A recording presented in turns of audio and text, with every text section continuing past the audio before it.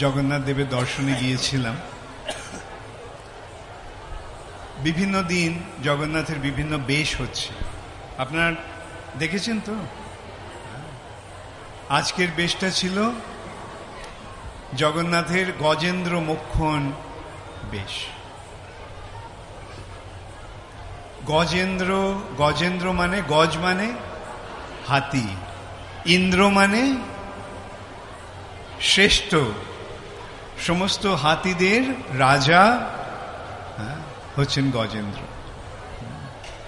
শ্রীমদ্ ভাগবতে এই আখ্যানটি রয়েছে। গজেন্দ্র গজেন্দ্র পূর্বজন্মে ছিল রাজা ইন্দ্রদ্যুম্ন। যে ইন্দ্রদ্যুম্নের জন্য জগন্নাথ এসেছিলেন সেই ইন্দ্রদ্যুম্ন নন, আরেকজন ইন্দ্রদ্যুম্ন। সেই ইন্দ্রদ্যুম্ন অভিশপ্ত হন, তার ফলে পরবর্তী জন্মে তাকে হাতি হয়ে জন্মাতে হয়েছিল। শ্রীমদ্ ভাগবতের উপাখ্যান। তো গজেন্দ্র হাতিদের রাজা, অনেক হাতিদের নিয়ে সে গেছে স্নান করতে। হাতিরা জলে খেলা করতে ভালোবাসে, জানেন তো। তো হাতি গেছে জলে খেলা করতে। সেই সময় সেই জলের মধ্যে একটা কুমির ছিল। সেই কুমির সেই গজেন্দ্রর পা কামড়ে ধরেছে। অনেকক্ষণ ধরে গজেন্দ্রের সঙ্গে, সেই কুমিরের সঙ্গে গজেন্দ্রের যুদ্ধ হলো, কিন্তু অবশেষে কুমির তো জলের জীব, আর হাতি সে যতই শক্তিশালী হোক না কেন সে স্থলের জীব, জলটা তার জায়গা নয়। তাই সে অবসন্ন হয়ে পড়ল, এবং তখন কুমিরটা তাকে নিয়ে গেল মাঝ সমুদ্রে। গজেন্দ্র তখন তার মনে পড়ে গেল যে এখন তো মৃত্যু আসন্ন, এখন ভগবানকে স্মরণ করতে হবে। এটা সেই যে ইন্দ্রদ্যুম্ন মহারাজের যে পূর্ব সুকৃতি, সেটা তার স্মরণে এসে গেল, ভগবানকে স্মরণ করতে হবে। তখন সে, শ্রীমদ্ ভাগবতে বর্ণনা হচ্ছে, সেখানে একটা পদ্ম ফুল তুলে সেটা সে ভগবানকে অর্পণ করে ভগবানের প্রার্থনা করল। সুন্দর প্রার্থনা আছে গজেন্দ্রের প্রার্থনা শ্রীমদ্ ভাগবতে। ভক্ত যখন ভগবানকে ডাকে ভগবান শোনেন।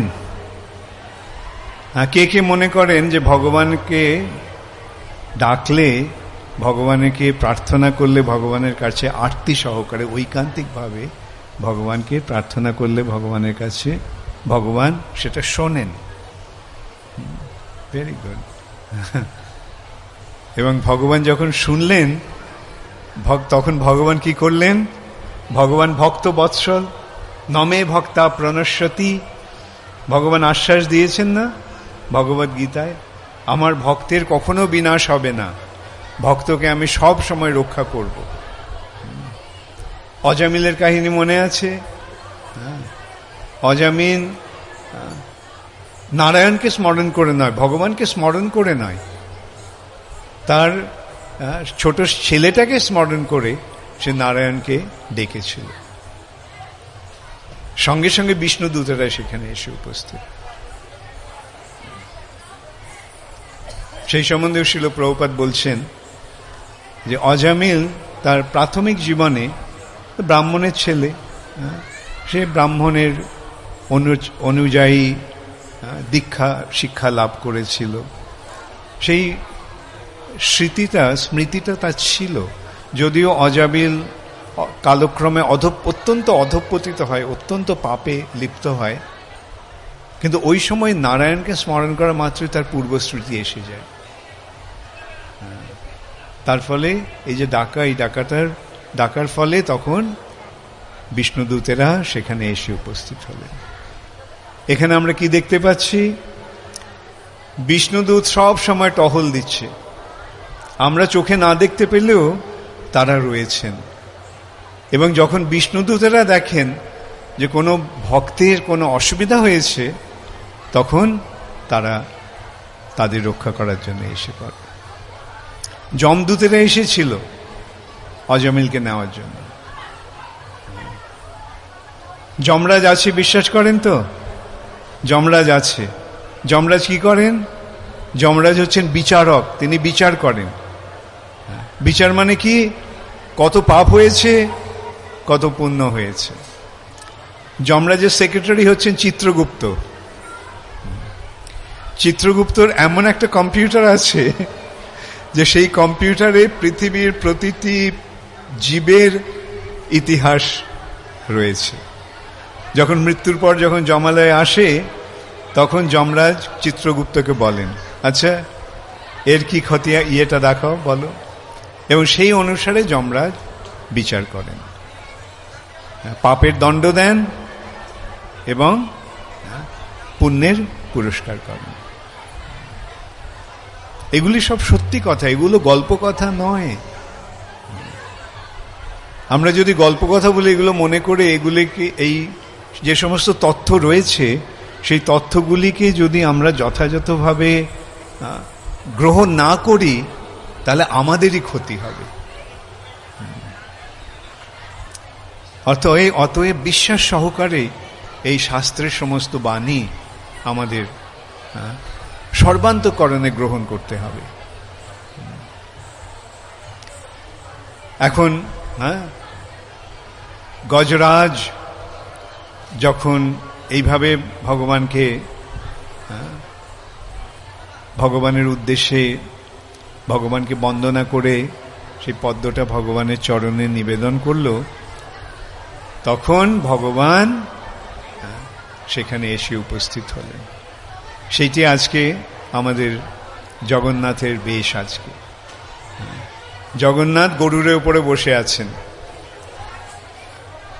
এই পাশে একটা হাতি, আর সেই হাতিটা কুমিরের, একটা হাতিটার পা একটা কুমির কামড়ে ধরেছে। তখন ভগবান কি করলেন? তিনি এসে তার চক্র দিয়ে সেই কুমিরটার মাথা কেটে ফেললেন, কেটে গজরাজকে উদ্ধার করলেন। এই সম্বন্ধে সুরদাসের একটা খুব সুন্দর গান রয়েছে। সুরদাসকে জানেন আপনারা? ভগবানের মহান ভক্ত।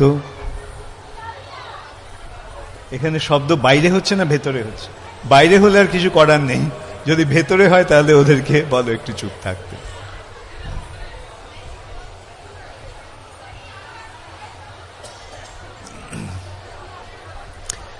সুরদাস ভগবানের মহান ভক্ত ছিলেন। তার অনেক পদ রয়েছে, অনেক সুন্দর সুন্দর গান রয়েছে ভগবানের বন্দনা করে। এটি আরেকটি গান, যাতে তিনি বলছেন যে নীর পিবন হে তো গায়ো সিন্ধু কে কিনারে। গজরাজ সিন্ধু কে কিনারে, সমুদ্রে বা সরোবরে গেছে স্নান করতে তার সমস্ত সাঙ্গপাঙ্গদের নিয়ে, সাথীদের নিয়ে। এখন সেই জলের মধ্যে ছিল একটা কুমির। সে জলের নামা মাত্রই তার পা কামড়ে ধরেছে।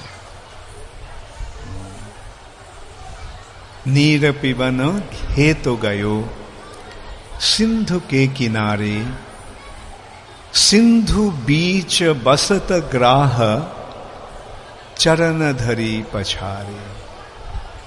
সেই জলের মধ্যে একটা কুমির ছিল, সে তার চরণ ধরি পছারে, তার পা কামড়ে ধরল। চার প্রহর যুদ্ধ भयो, চার প্রহর ধরে যুদ্ধ হলো। চার প্রহর মানে সারা দিন, চার প্রহরে দিন, চার প্রহরে রাত্রি, তাই 8 প্রহরে একটা পুরো দিন হয়। 3 ঘন্টায় 1 প্রহর, 3 8 24। 4 प्रहर युद्ध भयो, ले गयो मझी धारे, नाक कान डूबन लागे, কৃষ্ণ কে পুকারে। সে যখন ডুবে যাচ্ছে, নাকে কানে জল ঢুকছে, সে তখন বুঝতে পারলো আমি তো এখন অবসন্ন হয়ে পড়েছি, এখন মৃত্যু আমার অবশ্যম্ভাবী। তখন সে কি করলো? কৃষ্ণকে পুকারে, কৃষ্ণকে ডাকলো। দ্বারকা সে চলে গোপাল, তার ভক্তের সেই ডাক শুনে কৃষ্ণ দ্বারকা থেকে চললেন, সঙ্গে সঙ্গে বেরিয়ে পড়লেন। গরুরকে বিছাড়ে, গরুরের পিঠে চড়ে তিনি সঙ্গে সঙ্গে সেখানে এসে উপস্থিত হলেন। দ্বারকা সে চলে গোপাল, গরুরকে বিছাড়ে, চক্র সে গ্রাহ কো মারি, গজরাজ কো উধারে। তার চক্র দিয়ে সেই গ্রাহক কুমিরটাকে হত্যা করে, সংহার করে হাতিটিকে উদ্ধার করল। তখন সুরদাস বলছেন, সুর কহে শ্যাম শুনো, হে কৃষ্ণ তুমি আমার কথাটাও শোনো। সুর কহে শ্যাম শুনো, শরণই তোহারে, এখন আমি তোমার শরণ নিচ্ছি। अब हमारे पार करो हे नंद के दुल्हारे। গজরাজকে তুমি যেভাবে রক্ষা করেছিলে, এখন সেভাবে তুমি আমাকেও রক্ষা করো।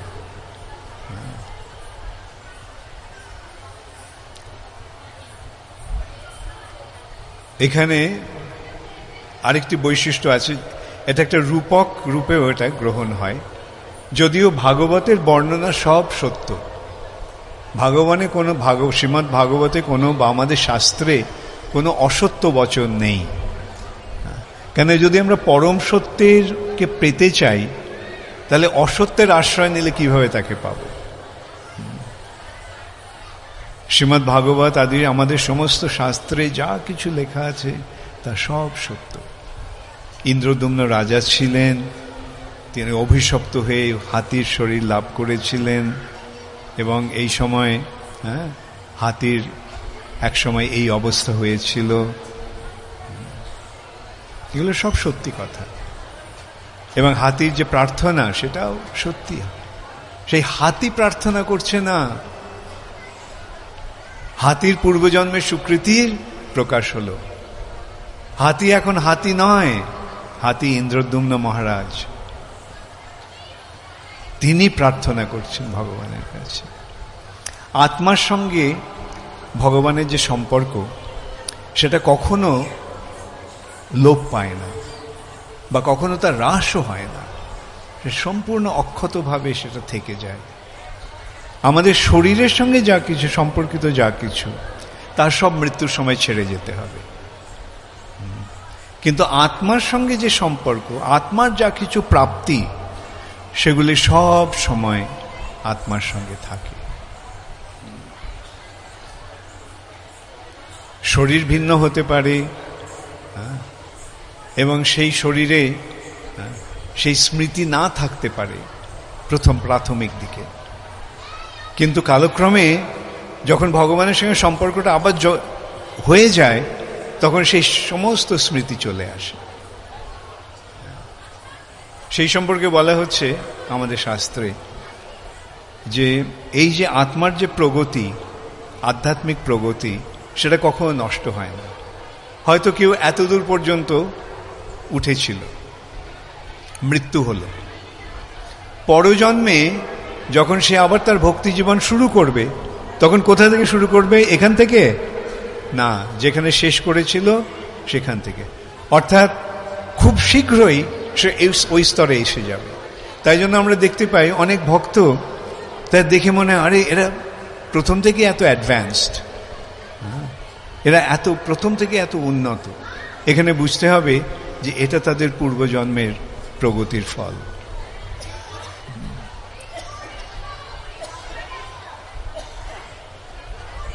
এই যে গজেন্দ্র মোক্ষণের যে লীলা, তার আরেকটা বৈশিষ্ট্য রয়েছে। ভগবান যখন লীলা করেন তখন তিনি একটা কার্য সম্পাদন করেন না, তিনি এক লীলার মাধ্যমে হাজার কার্য সম্পাদন করেন। এখানে সেই সম্বন্ধে সেরকমই আরেকটা কার্য যেটা তিনি সম্পাদন করছেন, সেটা আমাদের তিনি শিক্ষা দিচ্ছেন। সুরদাস তার কবিতার মাধ্যমে, তার গানের মাধ্যমে সেটা আমাদের বোঝাচ্ছেন। হ্যাঁ, এই হাতিটিকে, এই হাতিটি হচ্ছে জীবাত্মা, আমরা সকলে। আমরা খেলা করতে এসেছি, হ্যাঁ, জলক্রীড়া করতে এসেছি, হ্যাঁ, জলে, সমুদ্রে।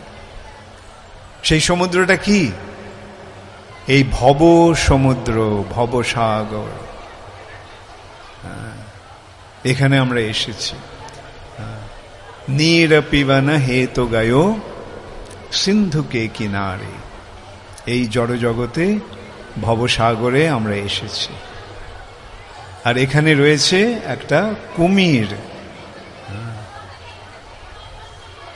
সিন্ধু বীচ বসত গ্রাহ চরণ ধরি পছারে। একটা কুমির সেই জলের মধ্যে আছে, সে সঙ্গে সঙ্গে তার পাটা কামড়ে ধরল। তাহলে এখানে কুমিরটাকে আমরা তো বুঝলাম, এই জড় জগৎটা হচ্ছে একটা সাগর, ভবসাগর। এখানে আমরা কেন এসেছি? আমরা খেলা করতে এসেছি।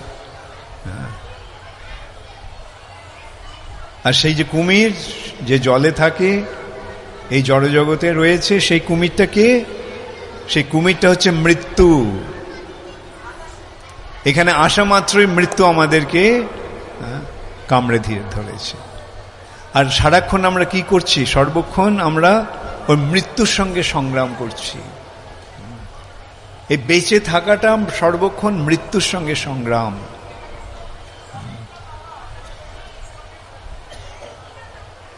এবং 4 প্রহর যুদ্ধ ভায়ো, 4 প্রহর, সেই 4 প্রহর হচ্ছে জীবনের 4টি স্তর। প্রথম 25 বছর, দ্বিতীয় 25 বছর, তৃতীয় 25 বছর, চতুর্থ 25 বছর। হ্যাঁ, 4 প্রহর। হ্যাঁ, কত বছর হলো?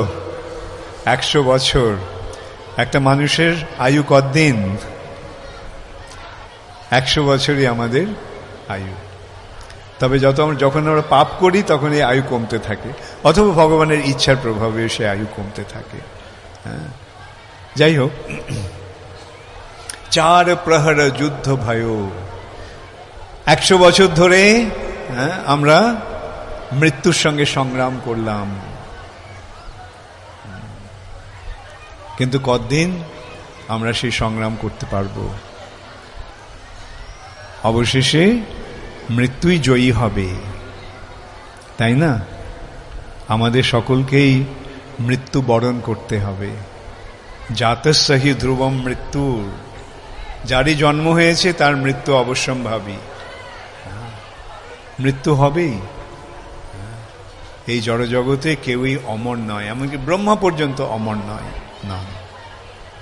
যদিও তার আয়ু অত্যন্ত দীর্ঘ, কিন্তু তার আয়ুও 100 বছর। ব্রহ্মার গণনায় তার আয়ু 100 বছর। আবার একটা পিপিলের গণনায় তার আয়ুও 100 বছর। শৈশব, কৌমার, যৌবন, প্রৌঢ়ত্ব, অবশেষে অবসান। তো এই যে জীবন, এই জীবন প্রতিটি জীবেরই আয়ুষ্কাল এইরকমই। শৈশব, কৈশোর, যৌবন, তারপরে অবক্ষয়। 50 বছর পর্যন্ত চলল, খুব আনন্দ করলাম, মজা করলাম। তারপরে আস্তে আস্তে আমাদের আয়ু ক্ষয় হয়ে, আমাদের স্থিতিকাল কমতে থাকে, আমাদের শক্তি কমতে থাকে। এই সম্বন্ধে একটা এইভাবে দৃষ্টান্ত দেওয়া যায়। আত্মা আর শরীর জীবনটা কি? আত্মা আর শরীরের সমন্বয়। জন্মের সময় আত্মা আর শরীরের সম্পর্কটা কিরকম? অত্যন্ত ক্ষীণ, অত্যন্ত অল্প, তাই নয় কি? তারপরে কালক্রমে কি হচ্ছে? সম্পর্কটা বাড়ছে বাড়ছে বাড়ছে, বাড়তে বাড়তে যৌবনে এসে একেবারে এই রকম, আত্মা আর শরীর একেবারে এক।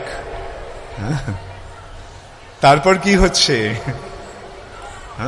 আস্তে আস্তে এইভাবে এসে এইভাবে হলো, তারপরে আস্তে আস্তে আস্তে আস্তে এই সম্পর্কটা ক্ষীণ থেকে ক্ষীণতর হতে হতে হতে হতে অবশেষে মৃত্যুর সময় কিরকম একটা ক্ষীণ সম্পর্ক রয়েছে, ব্যাস আত্মা শরীরটা ছেড়ে চলে গেল। প্রকৃতির নিয়মে আমরা কিন্তু এই শরীরের বন্ধন থেকে মুক্ত হওয়ার একটা খুব সুন্দর সুযোগ পাচ্ছি, প্রকৃতি আমাদের করে দিচ্ছে। ঠিক আছে, এখানে এসেছো, শরীরটা পেয়েছো, শরীরটা নিয়ে ভোগ করো, তারপরে আস্তে আস্তে এই শরীরের বন্ধনটা থেকে মুক্ত হওয়ার চেষ্টা করো। তাই বলা হচ্ছে 50 অর্থে বনং ব্রজেত, 50 অর্ধে বনং ব্রজেত। 50 বছর পর্যন্ত শরীরে শক্তি রয়েছে, যৌবন রয়েছে বলা যেতে পারে, কিন্তু তারপরে 50-এর পর থেকে এটা কমতে কমতে কমতে কমতে অবশেষে মৃত্যুর সময় সম্পর্ক নেই বললে সম্পর্ক সম্পূর্ণ ক্ষয় হয়ে যাবে। কিন্তু আমাদের দুর্ভাগ্যটা এই যে যদিও শরীরটা প্রৌঢ়ত্ব লাভ করছে, বার্ধক্য লাভ করছে, শরীর বা আত্মার সঙ্গে শরীরের সম্পর্কটা ক্ষীণ হয়ে আসছে, কিন্তু আমরা কি মনে করছি যৌবনটাকে ধরে রাখবো, যৌবনটাকে ধরে রাখবো। বুড়ো হয়ে গেছে, 80 বছর বয়স, কিন্তু তার মনোভাবটা কি 18 বছরের ছেলের মতো, ভোগ করব। এই সম্বন্ধে আমার এক ডাক্তার শিষ্য একটা খুব সুন্দর কথা বলেছিল, ওর অভিজ্ঞতার মাধ্যমেও বলছিল যে মানুষ তার যৌবনটা ব্যয় করে অর্থ উপার্জনের জন্য, অর্থ উপার্জনের জন্য যৌবনটাকে ব্যয় করে, আর যখন সে বুড়ো হয়ে যায় তখন সে সমস্ত অর্থগুলি দিয়ে তার যৌবন ফিরে পেতে চায়।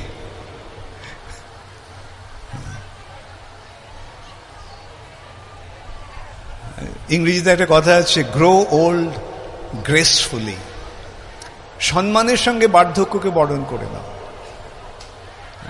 ঠিক আছে, শরীরটা এখন অবসন্ন হয়ে পড়ছে, ঠিক আছে, যখন শরীরটা অবসন্ন হচ্ছে তখন কেন আর এই শরীরটাকে একটা যুবকের শরীরের মতো বা যুবতীর শরীরের মতো ব্যবহার করতে যাব? যাই হোক, এই যে 4 প্রহর যুদ্ধ ভাইও, তার মানেটা কি হচ্ছে? আমরা জীবনের এই 4টি স্তর সংগ্রাম করছি মৃত্যুর সঙ্গে, কিন্তু কতকাল আর পারবো? অবশেষে আমরা অবসন্ন হয়ে পড়ছি, তখন সে মৃত্যু আমাদের টেনে নিয়ে যাচ্ছে। 4 প্রহর যুদ্ধ भयो লে গয়ো মাঝিধারে, সে হাতিকে টেনে নিয়ে সে চলে গেল মাঝ দরিয়ায়, মাঝ সমুদ্র। নাক কান ডুবন লাগে কৃষ্ণকে পুকারে। তখন গজেন্দ্রর মনে হলো যে এখন তো জীবন শেষ হয়ে এলো, এখন কৃষ্ণের স্মরণ নেই। শ্রীমদ্ ভাগবতে বর্ণনা হচ্ছে, তখন সেই হাতিটা কাছে একটা পদ্মফুলের গাছ থেকে একটা পদ্মফুল তুলে নিয়ে ভগবানের কাছে প্রার্থনা করে সেই পদ্মফুলটা তার চরণে অর্পণ করল। তখন ভগবান দ্বারকা সে চলে গোপাল,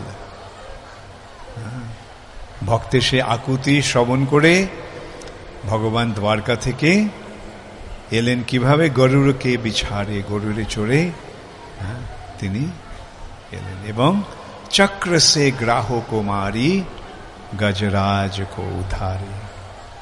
তার চক্র দিয়ে সেই কুমিরটিকে সংহার করে, অর্থাৎ ভগবান যখন কেউ ভগবানের শরণ নেন তখন ভগবান তাকে রক্ষা করেন।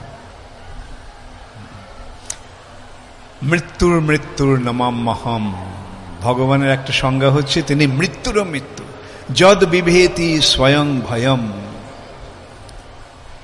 স্বয়ং ভয় ও ভগবানকে ভয় করে, কেননা ভগবান হচ্ছেন মৃত্যুরও মৃত্যু। অতএব ভক্তদের মৃত্যু ভয়ে ভীত হওয়ার কোনো কারণ নেই। এই সম্বন্ধে আরেকটা সুন্দর দৃষ্টান্ত, ধ্রুব মহারাজ, তিনি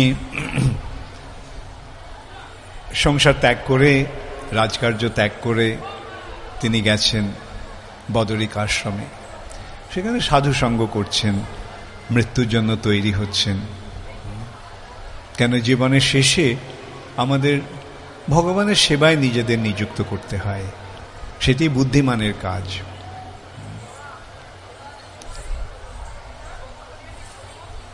তখন বৈকুণ্ঠ থেকে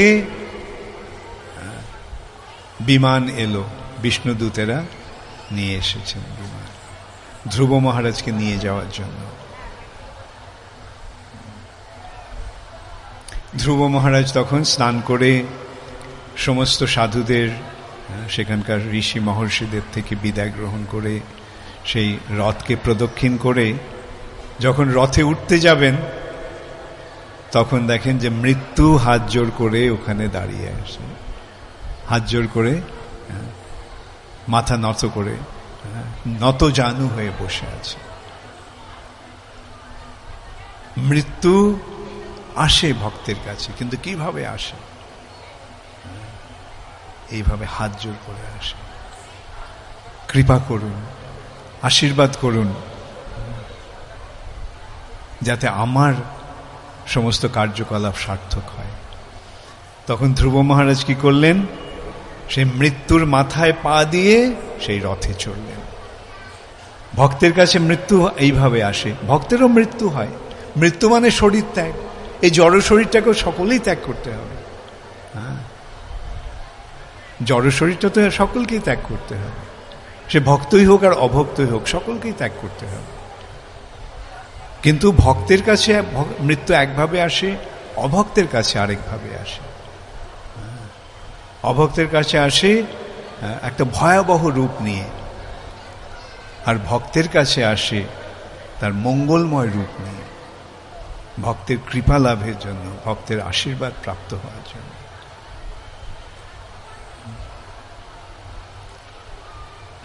এবং সেই সময় ভক্ত আর অভক্তের পার্থক্যটা কি? অভক্তরা মনে করে যে কোনোদিনও তার মৃত্যু হবে না। মুখে বলতে পারে, হ্যাঁ জন্মিলে মরিতে হবে, অমরকে কোথায় ভবে, হ্যাঁ বলতে পারে বড় বড় কথা, কিন্তু কার্যের বেলায় ওই মনের ভাব যে মৃত্যু হবে না, আমি সারা চিরকাল থাকব। আর ভক্তের মনোভাবটা কি? মৃত্যু যে কোনো সময় আসতে পারে, আমি প্রস্তুত, যখনই মৃত্যু আসুক আমি পেছন ফিরে তাকাবো না, আমি ভগবানের প্রতি উন্মুখ হয়ে আমি মৃত্যুকে বরণ করব। সেইটি হচ্ছে ভক্তের মনোভাব। মৃত্যু আসবে, কখন যে মৃত্যু আসবে তার কোনো নিশ্চয়তা আছে? যে কোনো মুহূর্তে, যে কোনো সময় মৃত্যু আসতে পারে। তাই ভক্ত কি করে? তার জীবদ্দশাতে ওই মৃত্যুর জন্য প্রস্তুত হন, মৃত্যুর জন্য প্রস্তুত হন। কেননা মৃত্যু তো যে কোনো সময় আসতে পারে, কিন্তু প্রস্তুতিটা কি?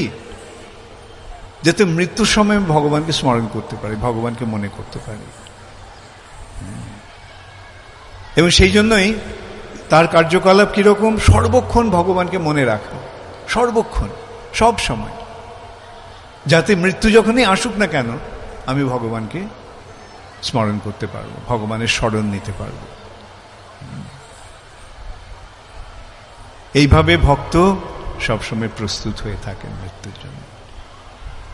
এইটি ভক্ত এবং অভক্তের মধ্যে পার্থক্য।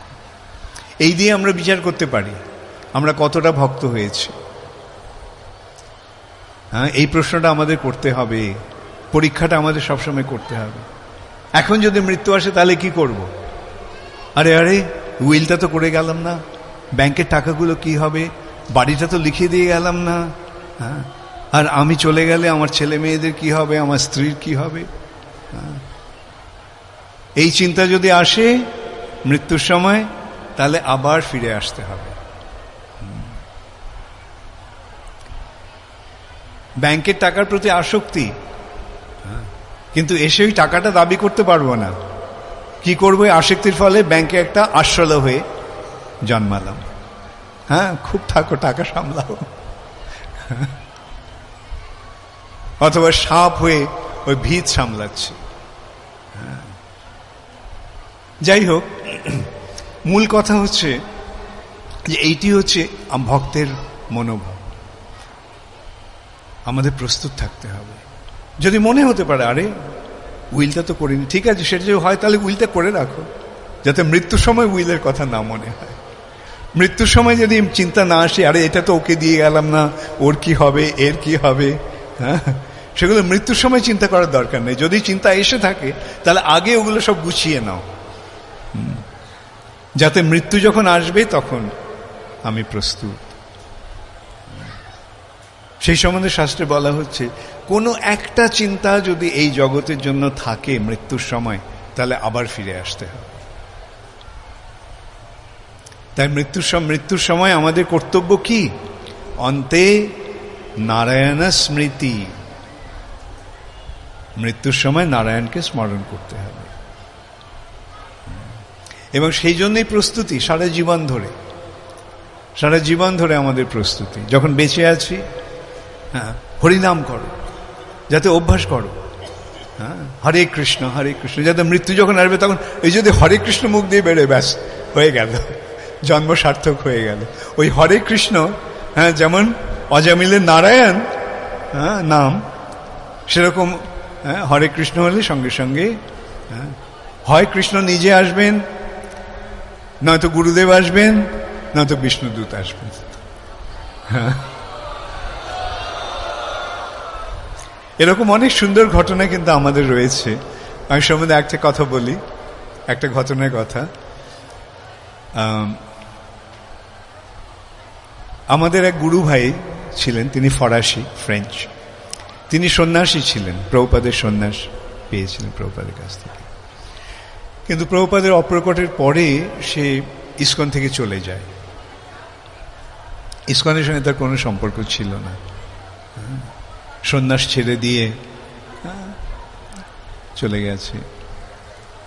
আচ্ছা, ফ্রান্সে একটা ছেলে, আমাদের এক ভক্তরা কি করে, গেরুয়া কাপড় পরে ভক্ত রূপে ওরা প্রচার করে, গ্রন্থ বিতরণ করে। সেরকম একটা ছেলেকে দেখে একজন মহিলা এসে জিজ্ঞাসা করলেন, আচ্ছা প্রভুপাদ কে? তো বললো যে প্রভুপাদের পরিচয় দিল। প্রভুপাদ কে? বললো কেন, আপনি কেন জিজ্ঞাসা করছেন? তো বলল যে আমার স্বামী প্রভুপাদের ভক্ত ছিলেন, এবং তার ক্যান্সার হয়, এবং যখন তার মৃত্যু আসন্ন, সেই সময়ে ও অনেকটা উঠে গিয়ে শুয়েছিল, উঠে গিয়ে বলল প্রভুপাদ ইউ কেম বলে।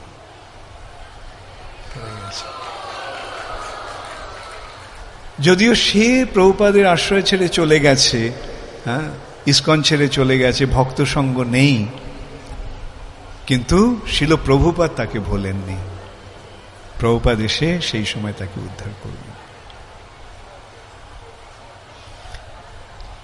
এরকম অনেকগুলো কাহিনী আমার মনে পড়ে, দেখি কতটা সময় আছে।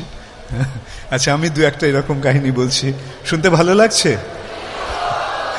আচ্ছা, এই সম্বন্ধে আমার এক শিষ্যার কথা মনে পড়ে। সে একদিক দিয়ে একজন সাধারণ ভারতীয়, লন্ডনে থাকে, গুজরাতি, অতটা শিক্ষিতও নয়, অতটা পাণ্ডিত্য নেই, কিছু নেই, কিন্তু ভক্তি রয়েছে। বোঝা যায় যে কিরকম ক্যান্সার হয়ে গেল। আর যখন একটুখানি সুস্থ হলো, সে মন্দিরে গিয়ে সেবা শুরু করলো। আবার ও অসুস্থ হয়ে পড়ে। এইভাবে কিছুদিন, বেশ কিছুদিন, মানে বছর দুয়েক প্রায় সংগ্রাম হয়েছিল।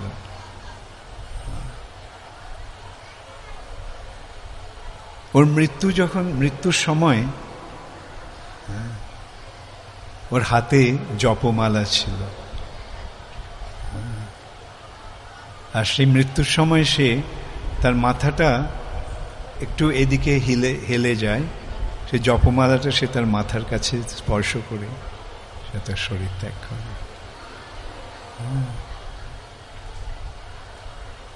একজন সাধারণ ভারতীয় মহিলা এখন এইভাবে যে শরীর ত্যাগ করে, সে কোথায় যায়?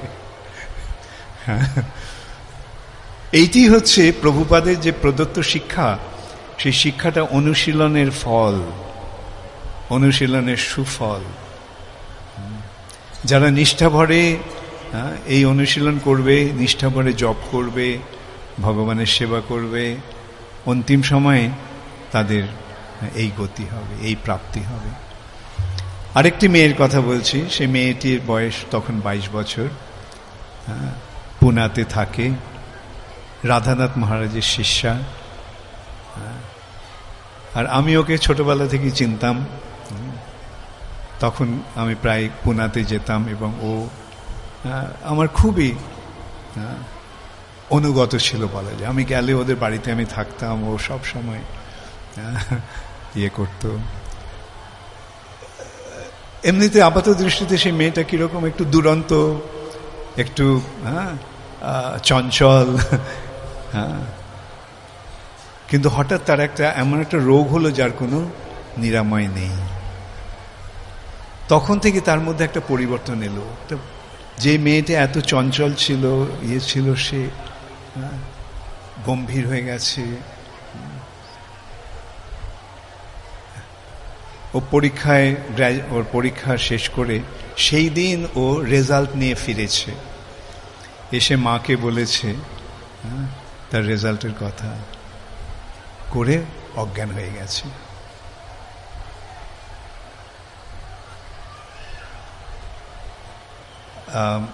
Acharya Ratna Prabhu, probably you remember Shyam Sundari, Janava Mata's daughter.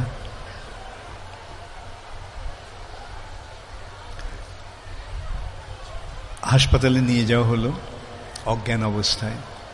যখন ওর জ্ঞান ফিরল, তখন দেখে যে ইয়ে রয়েছে, অক্সিজেন দেওয়া হচ্ছে, নানা রকম ছুঁচ ফোটানো রয়েছে শরীরে। ও বললে এগুলো সব খুলে নাও, এগুলো খুলে নাও। তো অনুরোধে সব খুলে নেওয়া হয়েছে। ও বলল, সকলে তোমরা হরে কৃষ্ণ কীর্তন করো। আর সেই হরে কৃষ্ণ কীর্তনের মাঝে সে শরীর ছেড়ে চলে গেল। একটা 22 বছরের ছোট্ট মেয়ে, এইভাবে সে তার জন্ম সার্থক করল। এরকম বহু দৃষ্টান্ত আমরা দেখতে পাচ্ছি ইস্কনে। বাংলাতে একটা কথা আছে, সাধন করো, ভজন করো, মরতে জানলে হয়। সাধন ভজনের আসল ফলটা কি? কিভাবে মরতে হবে সেটা জানতে হবে, কিরকম ভাবে মরতে হবে, মৃত্যুকে কিভাবে বরণ করতে হবে। অন্তে নারায়ণ স্মৃতি। ভগবানকে এইভাবে স্মরণ করে আমাদের জীবন ত্যাগ করতে হবে। तो 4 प्रहर युद्ध भयो, ले गयो मझधारे, नाक कान डुबन लागे, कृष्ण को पुकारे। তখন কি করলেন? द्वारका से चले गोपाल, गरुड़ के बिछारे, चक्र से ग्राह को मारी, गजराज को उद्धारे। তাহলে আমরাও যদি মৃত্যুর সময় ভগবানকে স্মরণ করি, ভগবান আসবেন? আর এই যে গজরাজ রূপী যে মৃত্যু, তার গলার কেটে আমাদের উদ্ধার করবেন?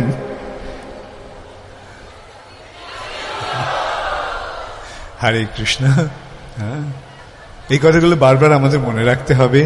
হ্যাঁ, আমাদের পরস্পরকে মনে করিয়ে দিতে হবে। আর ইস্কনে থাকার এটা একটা পরম সৌভাগ্য, ইস্কনে ভক্তের সঙ্গে থাকার ফলে, যে ওই সময়টায় ভক্তরা সব এসে আমাকে সাহায্য করবে। হ্যাঁ, মৃত্যুর সময় হ্যাঁ আমরা দেখতে পাই যখন কোনো ভক্ত মৃত্যুমুখী হয় তখন কি হয়, সকলে এসে হরিনাম করে, হ্যাঁ, তুলসীর গঙ্গা জল দেয়, ভগবান শিল প্রভুপাদের টেপ শোনায়, কীর্তন করে।